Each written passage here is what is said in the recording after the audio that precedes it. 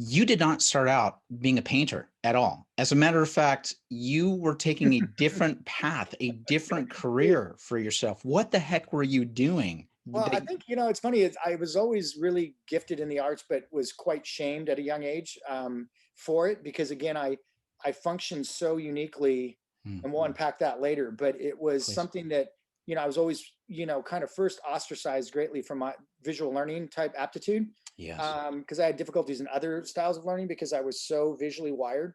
So And they would didn't. that just for a second, like what would that mean? Would that mean like was there like sketching and doodling and stuff like I that that would you were literally doing? go, like, a perfect example is I went to school and I would only draw and they would try to threaten me to do math and English and I didn't care. I wouldn't even do it. I didn't Right. have no interest. And so in first grade, they decided to hold me back in first grade Wow. because I wouldn't do any academic work. Wow. And so, my parents didn't understand this. And then all of a sudden they just said, well, your son can't really go to next grade because he's not doing his work, whatever. So then, interestingly enough, I had all kinds of different challenges that were later remedied, but at the time, it was more just a lack of interest in doing things that I wasn't interested in. Yes. And the teachers didn't know what to do with that. So, they tried to get me to read in front of the class, but I had like a speech impediment. I was dyslexic slightly. So I had Wow. all these mild versions of learning difficulties that they basically would just shame you constantly Mm. for. And so that was really began a really intensity in me that later blossomed into all kinds of accomplishments in athletics and different things because I was so driven to prove these people wrong. When I Wow. finally understood how I kind of operated, Yeah. it was like off to the races. It was just like gate open. I'm going to just be proving a lot of stuff for the rest of my life. So Wow. I think, it was, yeah, it forged a very intense aspect of myself. So I That's started in great. soccer for 10 years and then I went into competitive cycling and I was second in the nation when I was at my late teens and I was going to go to made it to nationals, was going to go hopefully to the Olympics and then over to Europe and do the Tour, de France. Wow. That was my goal. So that was one, but that was such a hard road at that time. I mean, you had Lance Armstrong kind of coming up at the same time as me, probably a Right. little bit younger. Um, Now maybe, here's the big question for you, because yeah. I had watched a video where you were talking about this, where when you were getting into cycling, like it was not popular here in the United And States. Like there people was didn't no know, internet, right? So right?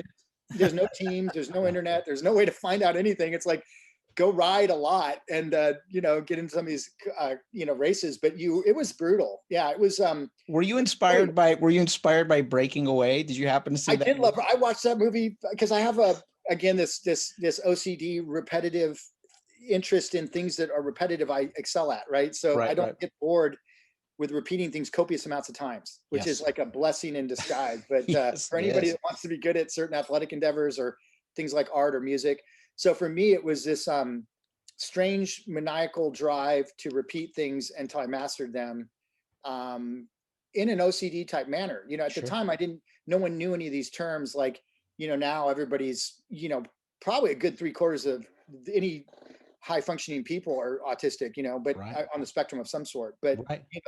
back in the day, it was just kind of like, thank God my parents were hippies and my dad, like, I grew up listening to Pink Floyd and looking at this guy, Frank Frazetta, which was this great Oh fantasy my artist. gosh, he's fantastic. And yeah, and so it was And like, for those of you that don't know it on the show, like Frazetta is like, the Conan the Barbarian illustrations and paintings and stuff like that. I actually follow his stuff on Oh, Instagram. Like, he's phenomenal. so Yeah, and he was like a legend, and he was like, motivated everyone from Star Wars. Lucas would go out and meet with him when he was first starting, and he was just such Mhm. a amazing illustrator. And I actually got a chance to go out and meet him in person. One of the last meetings with him before he Wow. passed, and it was Wow. probably one of the coolest.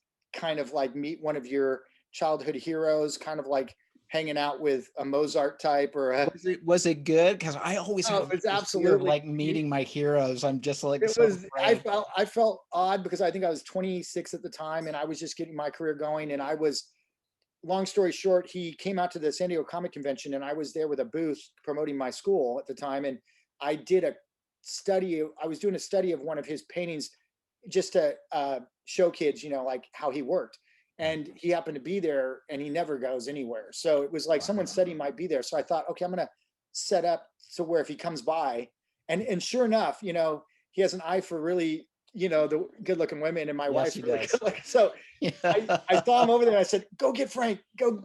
So she wrangled him. He came over and he spent about an hour with me, just matter of factly talking to me about my work and stuff. And here's like one of the greatest influences on so many people. And Yeah. he said, you should come out sometime and visit my museum.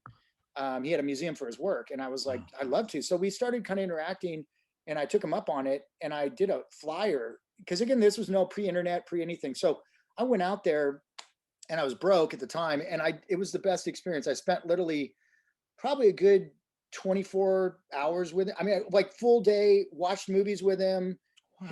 had dinner with him and his wife, sat and looked at all of his work. It was just like getting to sit down and have a casual conversation with your hero.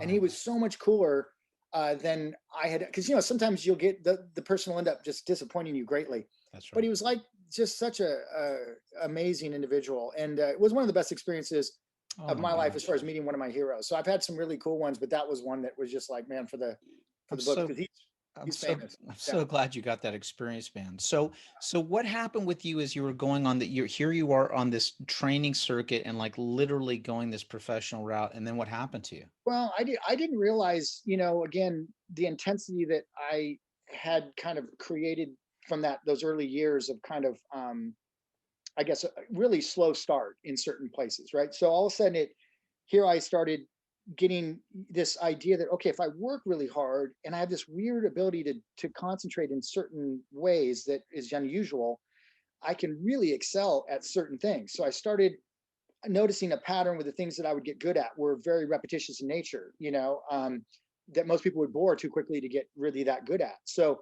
I think when I started that path, it was really more out of kind of a frustration with or a drive to prove myself. And I liked physical stuff because I when I paint and things, it's very cerebral, it's very interior, introverted type time. I need to Hmm. spend a lot of time by myself. So I like people a lot too. So I would want to be social. I'd want to go out. So athletics really became an avenue for me. And I actually shut out my art for a good I don't know, probably 10, 12 years. I barely Wow. did any because I was so lopsided in other areas Yeah. that I felt, and I think I still am unpacking some of there's parts of me that I think I put in place at that time that were, it's interesting because I had such a fertile imagination, but then I became a very technical learner in Hmm. Hmm. art, so I became a masterful technician, Yeah. and that's why I became a great teacher. I think a really good teacher. Right. But at the same time, it was just this odd combination of personality traits that were kind of, opening up, and it was like peeling an onion, so to speak. Mm. And I'm still peeling it. I'm still Right. like just this last year, and well, I had some huge epiphanies at 50. I just turned 51, so yeah, I still ride, I still compete, but yeah, I overtrained. To make a long story short, I trained so hard that my parasympathetic and sympathetic nervous systems flipped. And so my body was eating its own muscle because there was no fat left to actually process. So I was Wow. training so hard.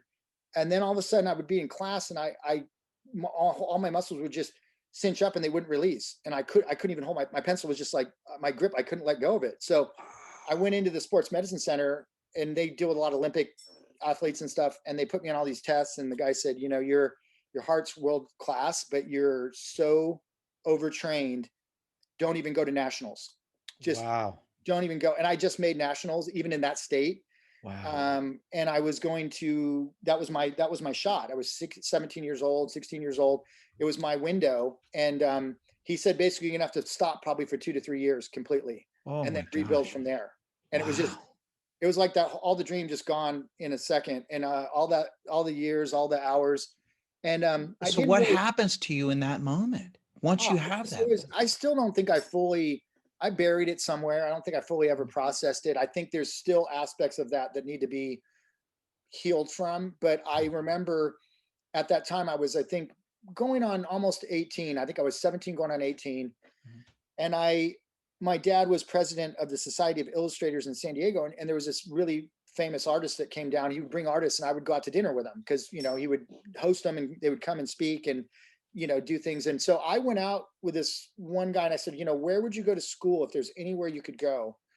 And he was from the Chicago Art Institute, which was a very famous art school. And he said, there's this little school in LA. So I don't know the name of it, but it's producing the best people I've ever seen. And so my dad called some of his friends up there. He had gone to Art Center and he said, there's this guy out in San Fernando Valley that teaches this really obscure old classical style of painting. And my dad knew I wanted to be a painter. And I was so this was my revisit back into art. It was like, okay, I blew my chance in athletics, my window. So I took all that intensity, all that training, all that I learned from that. I found this little school and I just literally hit the ground running with the same intensity. And I was working professionally maybe a year later in the movie industry, 2 years later. And I was doing storyboarding. I was working on, movie posters and movie stuff. And I was just like making a lot of money. And I was like 20 years old. But I didn't want to do that.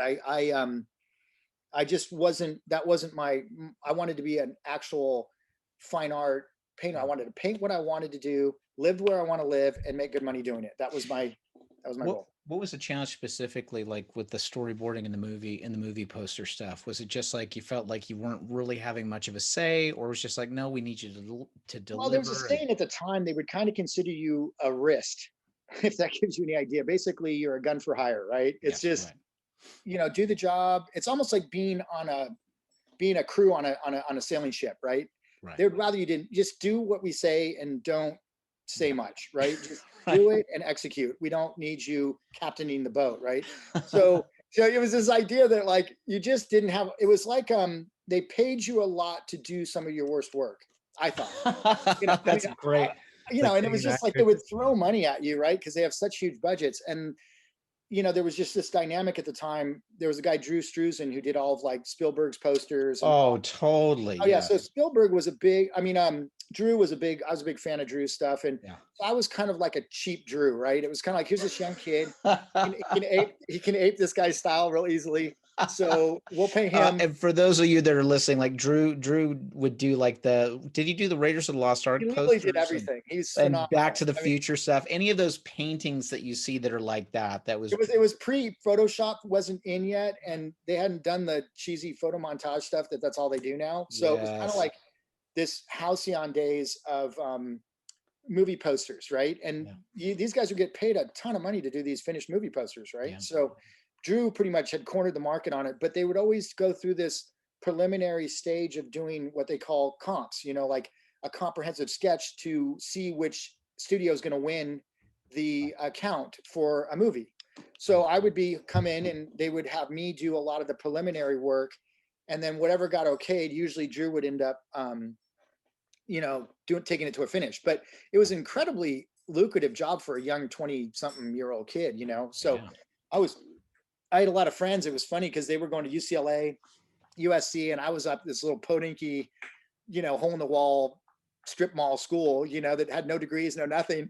And they would be like, a lot of my friends, it wasn't something that I had told many people that I was even good at. It wasn't I was ashamed of it. It was just I got tired of trying to explain what, most people don't understand what an artist is. Like, you're a painter. Yeah, I paint houses, whatever.